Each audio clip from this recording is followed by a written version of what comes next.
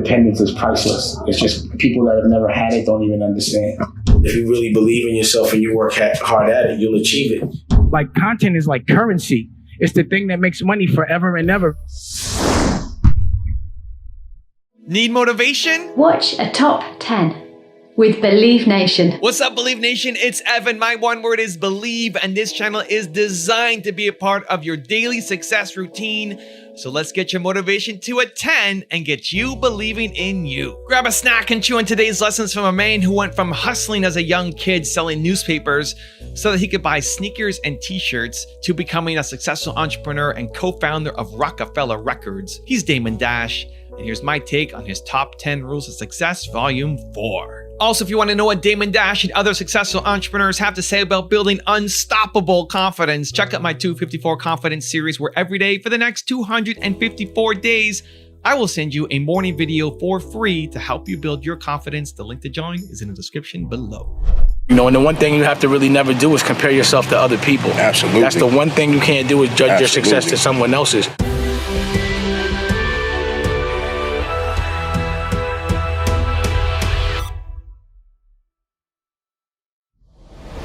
Okay, let's kick it off with rule number 1. Be independent. Independence is priceless. It's just people that have never had it don't even understand. And I don't even expect them to, you know. And independence means usually putting up your own dough. You have to put up your own money. That's independence. If someone else is putting up the money, that's dependence. You understand what I'm saying? Now you gotta move when they say move. You have to ask. You have to be nice. You have to laugh at jokes that aren't funny. You know what I mean? You have to be around a racist and let them say little things, little cute things. A nerd square that wouldn't survive in the street. And independence is like being, like, let me tell you the perspective of someone that's independent. If there's like a wild dog and he has to literally eat the food he kills, he cannot eat unless he kills something that day. And then there's a dog that's tamed. He lives in a house, but he has 3 square meals a day. He got to do tricks. He gets petted. He gets kicked out. He gets beat. He got to get walked. He walks on a leash. When that dog comes in the room with the wild dog is laughing. He doesn't care that you're in a mansion. He doesn't care that you eat steak every day. He still thinks you're a herb. He knows he can take from you because he knows he has to kill every day to eat. You know what I mean? And that's a confidence. That's a rock star. And that's the one thing that I know I will never give up. You know, the ability to be that. Like, I laugh at anyone that's a caged dog, you know, walked on a leash, told when to eat, and does tricks and rolls over for a check. Rule number 2, embrace pain. Why is it so hard to bet on yourself for a lot of people? Like, what's the hard? Why is that so hard for people to do? To put up their own money and bet on themselves? When they see it really works out eventually. Because when you put up your money, that's a struggle. And a lot of people don't just want to walk into a struggle. You know, it's like some people don't, even though they could fight, they're not really, you know, have the discipline to go to training camp and really focus and see it through. And like, they don't want to walk into the struggle to win. You have to want to win means you have to embrace pain. You have to embrace struggle. You know what I'm saying? Like, you have to know that nothing's going to be easy in order to be the best at it in the world. You have to do it and push yourself where most people won't. You know what I'm saying? And you got to be up for that, man. You know what I'm saying? Like, if you up for it, you could do it. But not everybody's up for it. Yeah. Not everybody really, conceptually they want it, but do they want the pain it takes to go get it? Right. And I have a lot, like, there's people that there's things about them I don't like, but I respect the fact that they're going to fight to get what they want. The fight. And regardless of whether our perspective is different or not, that fight, every time, whether it's wrong or right, the person that fights the hardest wins. You really ultimately know that if you really believe in yourself and you work hard at it, you'll achieve it. The question is, am I ready to work so hard that I'm better than everyone else? You understand what I'm saying? And you have to answer that question within yourself. Am I ready to embrace all the pain that nobody else wants to embrace? Yeah. Am I ready to really work harder and do it so much that I'm better at it than everyone that does it? Yeah. It's really about the work ethic, really. It's a professional work ethic. You can't just be good at something. You have to be able to see things through and do the things that you don't enjoy. It's not really about the things that you enjoy. That's the easy part. It's the things you don't enjoy. That's the things that people usually shut down about. They just don't like it. Yeah. Just because you don't like something doesn't mean it's a failure. Rule number 3, be the plug, not the customer. What I do is I'm a businessman, right? In any business, the more crowded it is, the harder it is to do it. So I never want to hustle on a crowded block.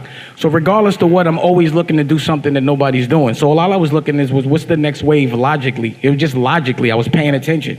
You know what I'm saying? So once I realized it, I was like, it's the internet? This freedom was ridiculous. And plus, like, it was like, damn, if I know how to make this shit myself, like, content is like currency.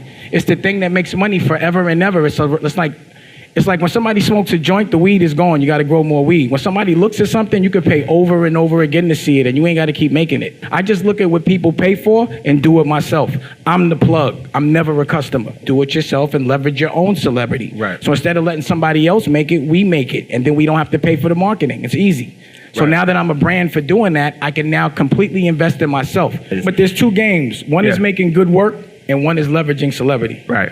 The good work, you ain't got to move. Good work, they find you. You ain't even got to promote your destination. When you ain't doing too good, that's when there's the overcompensation. You start hitting red carpets every day and doing other to distract the fact that you have no talent. You understand what I'm saying? Confidence and not giving a it makes you so lean. Are you gonna really be wealthy? Meaning, are you gonna be happy or are you gonna look happy? Like a real artist is someone that's damn near obsessed with it. Like a painter should be painting 8 hours a day. Rule number 4, be confident.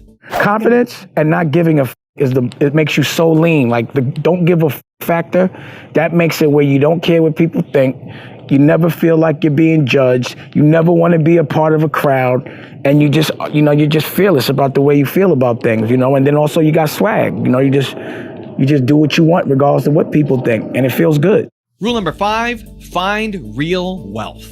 But it's tough, man. It's tough, What's tough? Initially, well, when you're brand new to independence, it's a mind state. Yeah, it's a mind state. It's a tough mind state. It depends on what you value as wealth. Right. Like if you value your freedom and your happiness as ultimate wealth, or if you value perception and physical things as ultimate wealth, you're either gonna physical things is temporary, so you're gonna hustle for the temporary, or you're gonna hustle for the forever. Your soul is forever. Absolutely. You don't want to cash that out. You know what I'm saying? For temporary things, for physical shit.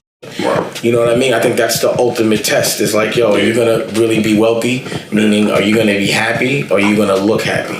You understand? You're gonna worry about how people see you and buying physical things that make you look better than you are, or do you really want to really feel good?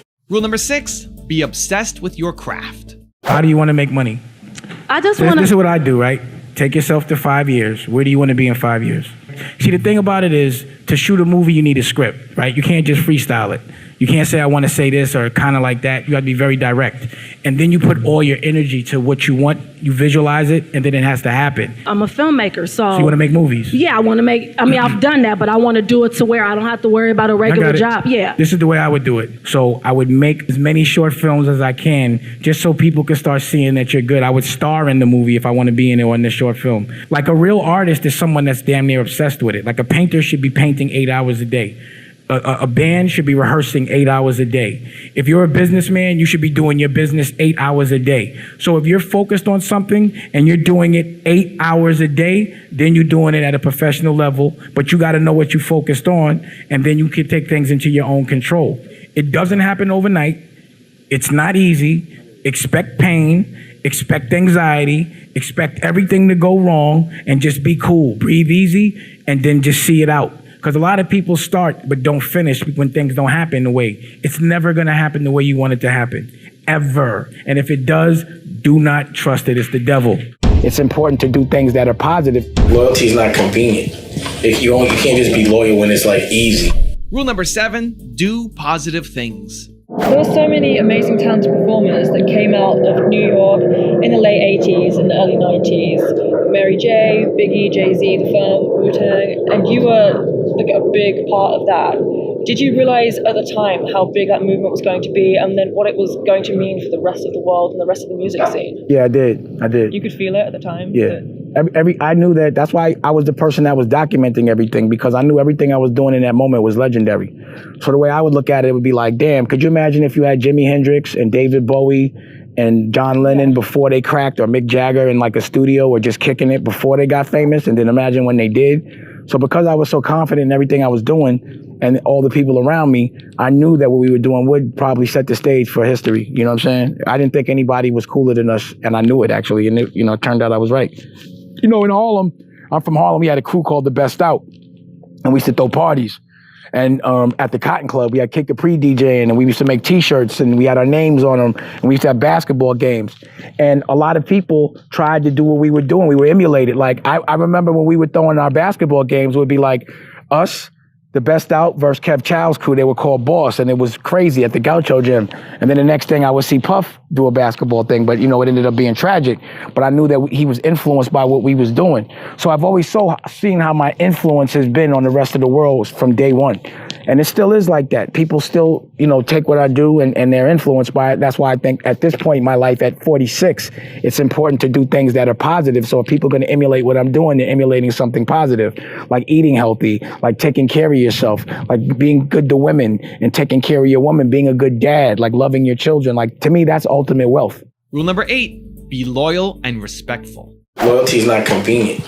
If you can't just be loyal when it's like easy. Convenient. You know what I'm saying? Yeah. Like if there's a bag of money, but you got to do the wrong thing and be disloyal to somebody where you walk it. Oh, I don't robbing friends. Yeah, you know what I mean? And just, you know, so sometimes, you know, respect to me guides you and protects you from everything.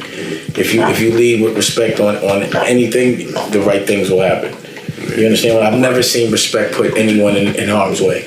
I've only seen respect always protect you. And then also, the ultimate test is always like to disrespect the people you love to get something physical, like some bread.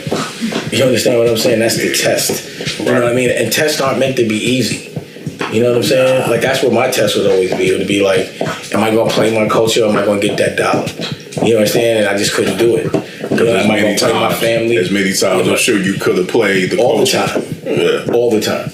You know, that was my problem with the music business because it was such a disloyalty to my culture to exploit it the way it was being exploited and letting other cultures exploit it and not saying nothing and being like, it's all right just because I'm making money.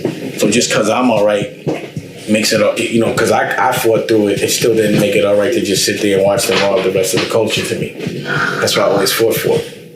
You know what I mean? There was like guilt with it always. You know what I mean? Just being around people I didn't want to be around. When people make me the underdog, it's funny because they don't understand what the game I'm playing. The minute I had daughters, I was like, I gotta change everything. Rule number 9, approach things differently. When people make me the underdog, it's funny because they don't understand what the game I'm playing. Just because I'm not playing your game, or just because I'm not moving at the pace you're moving, it don't mean I'm wrong. You know what I'm saying? Your win ain't the same win as mine. And it's never been. Like what I've always, like when someone thought a record deal was dope, I was like a label deal. You understand? Like you got a record deal, you should have a label deal. You know, you might have a TV show, you should have a network. You know, that's just how I think. I have boss thoughts. I'm always thinking boss. I don't know what chapter right there. Boss thoughts. I don't calm down. Yes. I don't know any other. I don't know any other language but boss language. You know what I'm saying? So when people don't talk in boss to me, I don't know what they're saying. You know what I'm saying? It's a language. There's approach. It's a language. Like people approach things like bosses, and people approach things like workers. A lot of people don't want to be bosses because there's so much responsibility that come with it. Yeah. You understand? They're scared of it, and I always say that. You understand what I'm saying? Right. But a boss only can think about it in boss terms. So if somebody says they want to get in business, some people might say, oh, I need somebody to give me a job. That's not a boss thought. Right. A boss says, if I want to get in business, my thought is, if I want to get in business, I'm going to create the business. I'm going to buy the business. You understand what I'm saying? Then I'm going to do the business, but I'm not trying to be hired. Right. My approach is always going to be bossy. You know, someone that's not used to being a boss, his thought process ain't bossy. He don't have boss thoughts. Fluent boss. You understand what I'm saying? Right. Yeah, fluent and boss. And if you don't talk to me in boss, I don't understand what you're saying. For real. Be like that. And people will think you're an asshole because they're like, no, that's not how I approach things. Right. You understand what I'm saying? I'm not celebrating that. That you got a job. Your boss talk is like, I speak that. Yeah. I speak that language. You can tell when somebody else talks boss. Yeah. Just by their approach on things. And someone that talks boss doesn't speak any other language. I only talk boss. And rule number 10, the last one before a very special bonus clip, is put family first. The minute I had daughters, I was like, I gotta change everything. I can't do anything to a girl that I don't want another man to do to my daughter. So that was a real turning point for you. The daughters for sure. My daughters changed my life. When my second daughter, Tallulah, was born, I decided to quit everything to make sure that anything I did, I put her first, not the business. See, before it was like business first because I got to pay for the kids, but it's like if you're not there to spend the money with your kids, it really doesn't matter. They need you and your company. So, and I saw all the things I was missing. So, you know, what do you think I'd rather do? Be on a yacht pouring champagne or a girl, or taking my daughter to get a cupcake? It's nothing better than taking your daughter to get a cupcake. You know, there's nothing better than watching your baby smile. You know, so it's true. You know, but it's like seems obvious, but you know, Lotto is really like energy. It's love. It's not like physical money, which really doesn't mean anything. It's just how good you make someone feel. It's how good your woman feels, how good your children feel. Like you have as much money as you know, billions of dollars, but if you're unhappy and you're lonely, you broke. If your kids are unhappy, you broke. You know, if your woman's unhappy, you broke. Now, I've got a really special bonus clip from Damon Dash on how to play the game right that I think you're going to really enjoy. But before that, it's time for the 3-point landing question. It's time to move from just watching another video to actually taking action in your life or your business. And if you're feeling bold, answer these questions in the comments below. Here we go. Question number 1. What pain do you need to embrace right now? Number 2. How can you be the plug instead of the customer? And number 3, what part of your craft are you obsessed with? There's a lot of people that think that the only way you can make it, especially in our business, the entertainment industry, that, you know, you can't be an honorable, honest, hardworking person. You've got to be willing to do whatever it takes, regardless of how you compromise your own ethics, to get to wherever it is you want to get. And I've never believed that. And it doesn't sound like you believe it either. Nah, you know, I don't consider that a win. I consider that cheating, and I can't live with myself if I don't play the game right. But other people don't. Like, you go into different cultures, and especially in business, it's like, yo, you got to win any way you can. If somebody's slipping and you don't take advantage of it, you're dishonoring your family. Like, I've been in cultures like that, you know, where lying is okay for the business. You know, you're supposed to do that or else you're a sucker. So, you know, it's just a matter of perspective and the cloth you're cut from. And, you know, it's a rougher world when everyone is cheating and you're playing the game right. You know, it's a tough world. But at the end of the day, it's worth it because, you know, there's nothing more valuable than your soul, your integrity, your freedom, you know, just being proud of yourself. I just don't feel like, you know, when you can't call yourself a winner if you're cheating, you know, you're a cheater. You know, that's just how I feel. And you might not get caught in human form, but God will get you. You can't hide from God. Or whatever the supreme being is. So let me give you the one-word secret to happiness. One word. This is all you need to be happy. It's the most important word ever. If you had to think of one word that's most important to you or that sums you up or that would be kind of like a little beacon.